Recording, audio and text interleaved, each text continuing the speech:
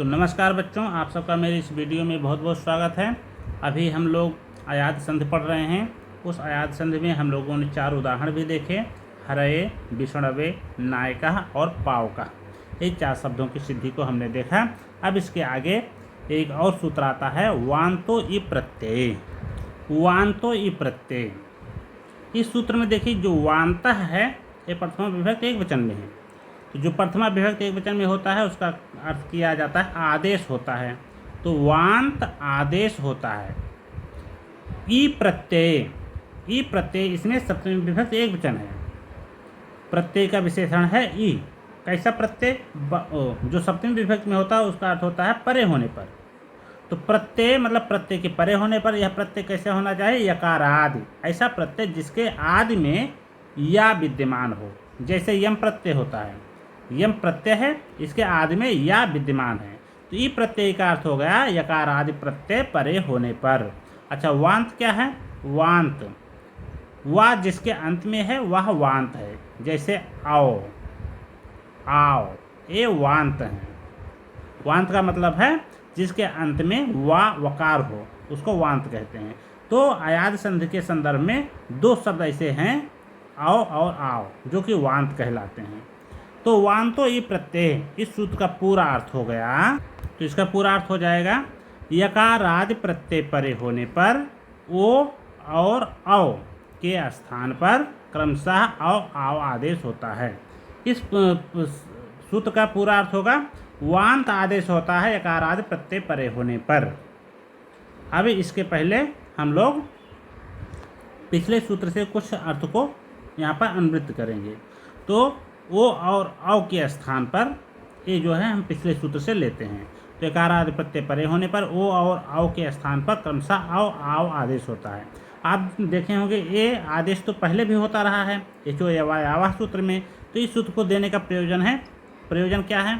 तो प्रयोजन ये है कि एचो यवायावाह सूत्र में ये कहा गया था कि एच के बाद जब अच होगा मतलब स्वर होगा तभी एच के स्थान पर क्रमशः आय आओ आदेश होगा।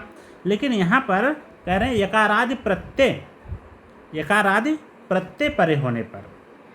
यहाँ पर स्वर परे नहीं हो रहा है, यहाँ पर यकारादि प्रत्यय हो रहा है। उदाहरण के द्वारा हम समझेंगे। गव्यम जैसे इसका उदाहरण है, इसका संधि विच्छेद हो जाएगा गोधन यम। आपको मैंने बताया था, देखिए बीच में औ आया हुआ है, औ आया हुआ है, इसका मतलब है यहाँ पर अयादि संधि है। तो इसका संधि विच्छेद हो जाएगा गोधन यम। अब यहाँ पर देख रहे हैं ओ के बाद यहाँ पर स्वर नहीं है, स्वर ना होकर के अपितु यहाँ पर यकारादि प्रत्यय विद्यमान है। तो यकारादि प्रत्यय होने के कारण यहाँ पर एचो यवायावाह सूत्र से यहाँ पर संधि नहीं हो पाएगी, अपितु वांतो ई प्रत्यय इस सूत्र से यहाँ पर संधि होगी। तो वांतो ई प्रत्यय। अब इसके आगे हम इसका अर्थ लिख देंगे।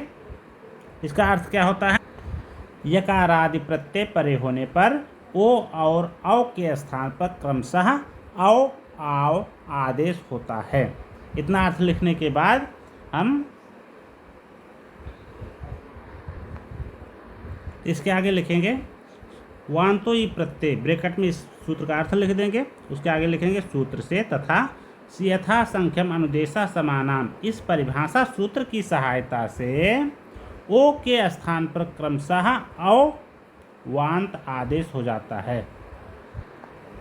ओ के स्थान पर क्रमशः औ जो कि वांत है, ब्रैकेट में वांत लिख देंगे, वांत आदेश हो जाता है। अब हम वांत को आदेश कर देंगे तो हो जाएगा गा, ओ के स्थान पर औ हो जाएगा, औ धन यम, तो बराबर हो जाएगा गव्यम। इस प्रकार से रूप बन जाएगा गव्यम। अगला उदाहरण है नाव्यम। इसका संधि विच्छेद हो जाएगा नवधन यम। अब यहाँ पर भी वही बात है, औ के बाद यकार आदि प्रत्यय है। यकार आदि प्रत्यय होने के कारण एचो यवायावाह सूत्र नहीं लग पाएगा, इसलिए यहाँ पर कौन सा सूत्र लगेगा? वांतो ई प्रत्यय। वांतो ई प्रत्यय।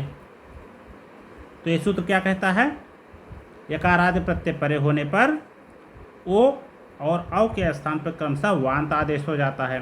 ओ के स्थान पर औ आदेश होता है, औ के स्थान पर आओ आदेश होता है। तो यहाँ पर औ है, औ होने के कारण औ के स्थान पर आओ आदेश हो जाएगा, आओ धन यम, तो अब बराबर हो जाएगा नाव्यम, ऐसा रूप बन जाएगा। अब इसके आगे एक वार्तिक है अध्व परिमाणे चा। ये वार्तिक कहता है कि मार्ग के परिमाण अर्थ में, परिमाण मतलब नाप, तो मार्ग के नाप के अर्थ में भी वांत आदेश होता है। कहने का मतलब अगर बाद में यकारादि प्रत्यय न हो और पूरे शब्द का अर्थ मार्ग का परिमाण अर्थ बोधित हो रहा हो तो भी वो के वांत आदेश होता है। जैसे गव्युति है, इसका संधि विच्छेद हो जाएगा गोधन युति। अब यहाँ पर देखिए वो इसके बाद में युति शब्द आया हुआ है, युति ही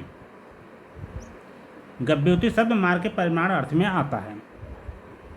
अब यहाँ पर युति शब्द आया हुआ है जो कि यकारादि प्रत्यय नहीं है, तो क्या यहाँ पर संधि नहीं होगी फिर, इसलिए कात्यायन ने एक वार्तिक दिया अध्व परिमाणे चा, मार्ग के परिमाण अर्थ में भी वांत आदेश होता है। तो यहाँ पर वो के स्थान पर अव आदेश हो जाएगा, युति ही बराबर गव्युति ही। इस प्रकार से यहीं पर अयाद संधि पूर्ण हो जाती है। इसके बाद गुण संधि का प्रारंभ होगा। पूरी वीडियो देखने के लिए आप सबका बहुत बहुत धन्यवाद। उम्मीद करता हूँ कि आप सबको ये संधि समझ में आ गई होगी। अब इसके आगे हम लोग अगले वीडियो में मिलेंगे, तब तक के लिए आप सबका दिन शुभ हो। बहुत बहुत धन्यवाद।